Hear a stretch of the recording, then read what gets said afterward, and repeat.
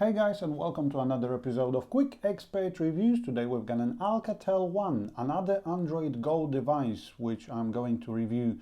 The previous one, Alcatel 3T8 Tab, was pretty impressive in my opinion, especially for the price you pay.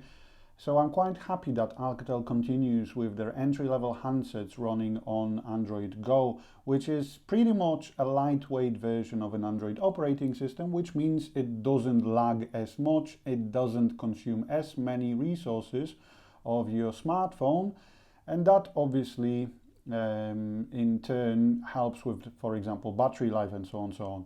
So considering the phone costs £50, it's nice that you do get one removable battery, which you can obviously replace if you'd like to. You do get the micro USB cable, which I've just shown you in the box, which is always nice that you can actually charge your phone. And you do actually get headphones as well. I'm actually curious if the headphones do have a built-in microphone. And yes, they actually do. So if you pay £50 and you get a handset, battery, charging cable and headphones, that's pretty decent. Now let's have a look at the handset itself. So we've got the power button on the side, volume down, volume up, headphone jack, LED flash and an up to 8 megapixel camera on the back, micro USB and a microphone on the bottom. Then we've got the earpiece and a loudspeaker as well on the front. There is no loudspeaker on the back or on the bottom or anything like that. And there is also up to 5 megapixel camera on the front. Now in order to get to the device itself, we need to remove the back cover. Yes, the back cover is removable.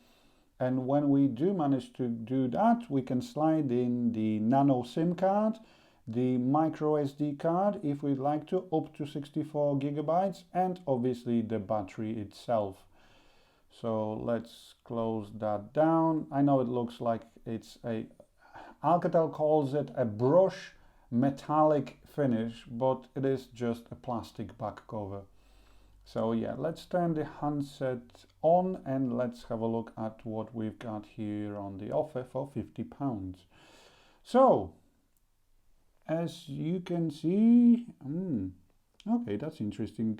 Android Go Assistant, Files Go, everything has a Go moniker, but like I said, it is a pretty lightweight in terms of, as you can see, everything runs really smooth, and the actual phone performance, there is some sort of a MediaTek processor, entry-level processor, quad-core processor, but it's not that important. What is important is a very decent battery life, which is around 2 days. What is important is that the system does run pretty smooth, as you can see yourself. And I'm actually curious which edition of Android Go have we got in here on the Alcatel One, and it's 8.1.0. Now it does show Android security patch level of 5th of September, but after the review I've updated the phone and it came up with November security update. So all the vulnerabilities, yes. All the things that might go wrong prior to November 2018 have been patched with the 8.1.0.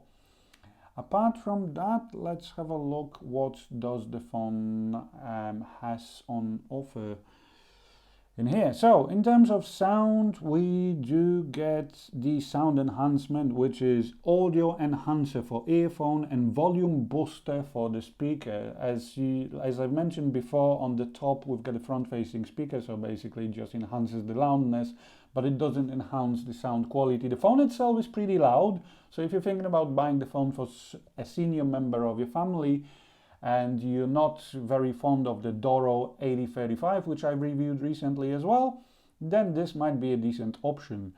In terms of advanced features, you've got Dura Speed, which switch to allow apps running in background. Okay, all right, so it prevents the system from shutting down the apps running in the background, which Android does kind of do. Then we've got when it wants to like improve the performance, then we've got the shortcuts on the lock screen, so we can adjust the shortcuts if we'd like to.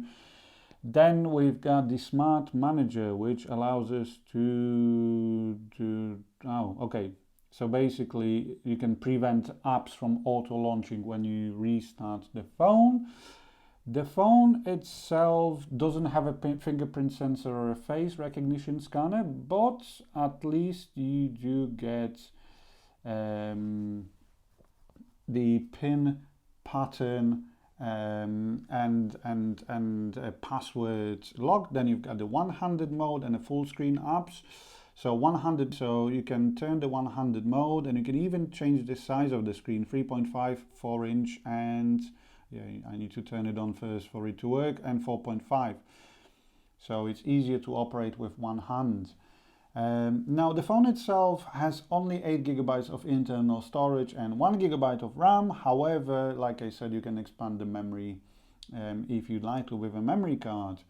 So pretty neat so far. Now the interesting thing is that you've got this 5-inch display. I'll follow you with the camera in a second. You've got this 5-inch display which only has like 960 by 480 resolution, so it's not even full HD, full 1080p, but it's not that bad.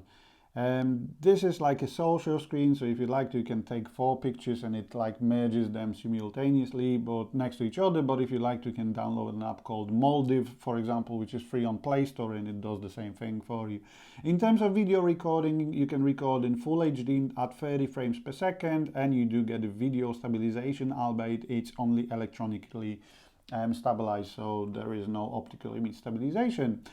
Now, in terms of the picture quality, obviously the pictures will be at the very end of the video, but it's decent. The camera does its job pretty well. You do get this shortcut on the left if you want to turn the HDR on or change the color filters.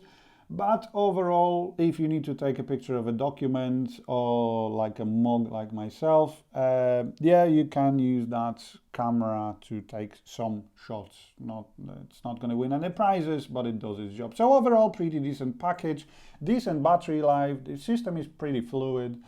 Would I recommend the phone? For 50 quid? I think it's going to be difficult to find something better, but yeah. Thanks for watching another episode of Quick Expert Reviews, and I'll speak to you soon, guys. Bye!